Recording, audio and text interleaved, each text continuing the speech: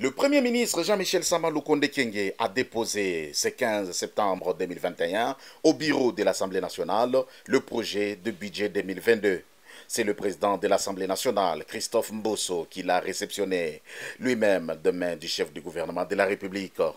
S'exprimant à l'issue de cette cérémonie, le Premier ministre a indiqué que le gouvernement ait pris des principes de bonne gouvernance, tenait au respect de la date du dépôt, en l'occurrence le 15 septembre, conformément à l'article 126 de la Constitution. Une première parce que nous voulons simplement nous respecter la loi. Et ici parce qu'il m'a été demandé en termes de priorité ce que contenait ce budget. Les priorités sont restées les mêmes édictées dans le cadre du programme du gouvernement qui a été adopté ici au mois d'avril de cette année, c'est-à-dire avec comme priorité la sécurité,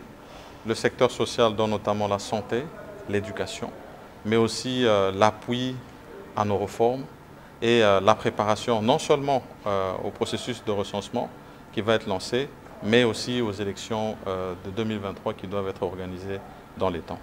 Rappelons que le Conseil des ministres a adopté le vendredi 10 septembre dernier l'avant-projet de la loi des finances pour l'exercice 2022. Ce projet de budget 2022 est présenté en équilibre, en recettes et en dépenses à hauteur de 20 682,6 milliards de francs congolais, environ 10,3 milliards de dollars, soit un taux d'accroissement de 41,5% par rapport au budget de l'exercice 2021, chiffré à 14 620,5 milliards de francs congolais. À peu près un accroissement de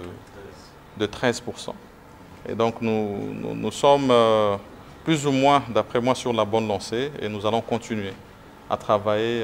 dans ce sens, sous l'impulsion, bien sûr, de son Excellence, Monsieur le Président de la République. Les priorités du projet de budget 2022 restent la sécurité, le social de la population ainsi que la tenue des élections en 2023. Précisons que la loi des finances rectificative 2021, adoptée également en Conseil des ministres le vendredi dernier, est présentée en équilibre, en recettes et en dépenses à hauteur de 16 621,6 milliards de francs congolais, dégageant un taux d'accroissement de 13,7% par rapport au budget initial chiffré à 14 620,5 milliards de francs congolais.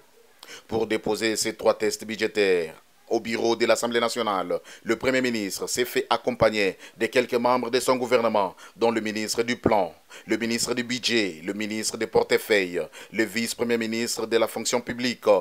et le ministre